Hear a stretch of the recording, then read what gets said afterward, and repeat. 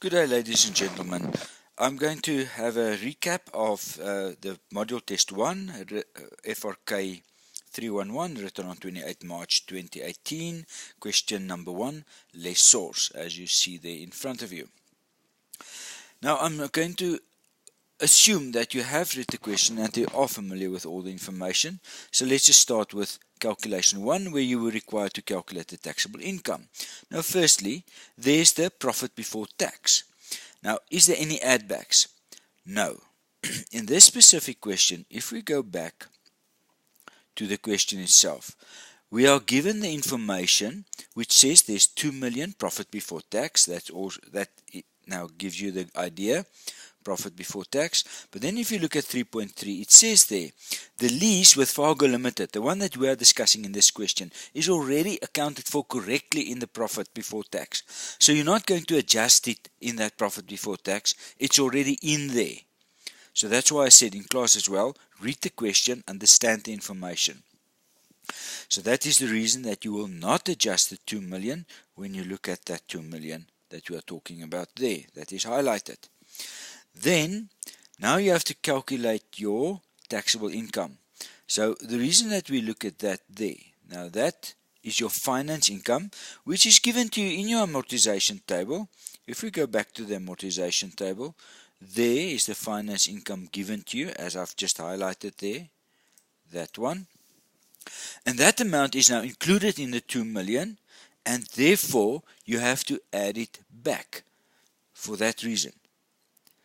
But the receiver, so it is deducting it. It was included plus, so you are deducting it. But the receiver says he wants to tax you on the full installment. But the full installment, we also have to think about what do they mean.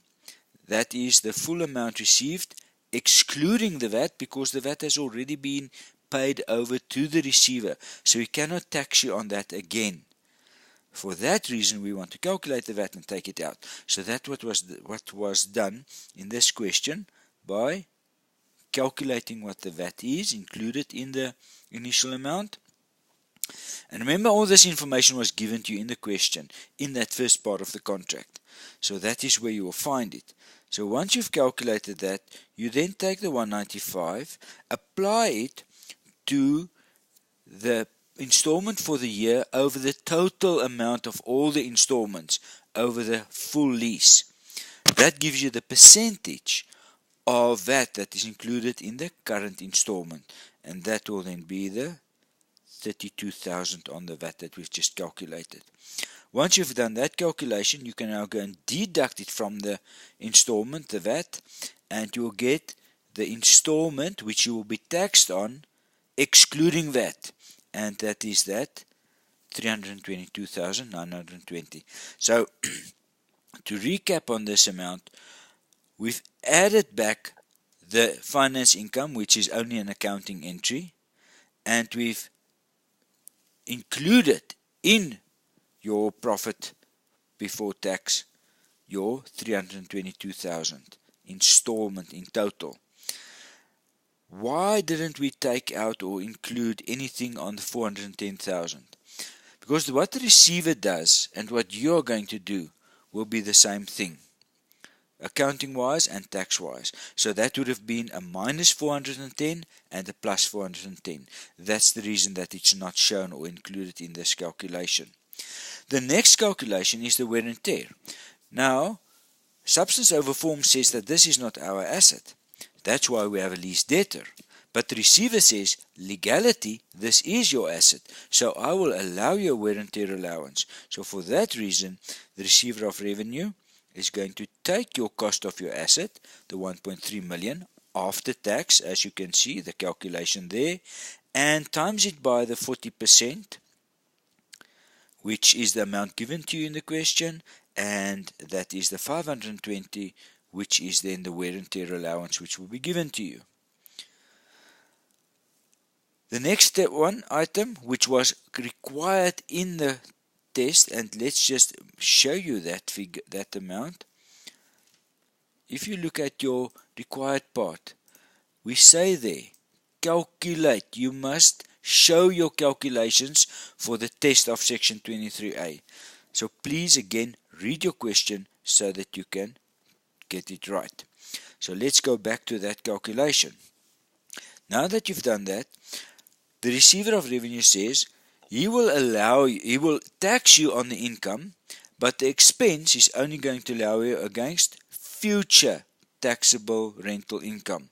For that reason, we've got to calculate section 23A. And we take into account the installment that is going to be taxed, which is that one, plus the 410 which is given to us, which will also be taxed. So the total amount which the receiver is going to tax is the 732,921. But then the receiver is also going to allow us the 520, which is our wear and tear. So the two together, or one from the other, you will get an answer of 212, and that is positive. For that reason, there's no limit on the section 23A allowance. Once you've done that calculation, you can now go and do the deferred tax calculation. Now the deferred tax calculation was relatively straightforward. The major thing that you had to calculate in the deferred tax calculation was, firstly, on the investment, you had to take the carrying amount of the investment. Where did you get that carrying amount? Straight from the amortization table that was given to you. So keep that amortization table handy so that you can refer to that constantly. The amount which is not going to be taxable or tax deductible, well, taxable in this case, is the 162,500, which is your remaining portion of the VAT. Remember, the original VAT was 195. We already included in the first installment was the 32,500. So now what is remaining is the 162,500. That will be your tax base. And as you go along, that tax base will lower and lower as we deduct the amount included in each installment. On the cell towers itself, the cell towers there, you will have to go and calculate what is the carrying amount of this asset now. Remember, it was 1.3 million as we have there, minus the 520, which is our wear and tear, which we've calculated there at the top. It gives us a remaining carrying amount of 780,000. So that's where that figure came from. A lot of students were on the right track here, but you didn't calculate the correct amount. So that is what you had to do in this calculation here.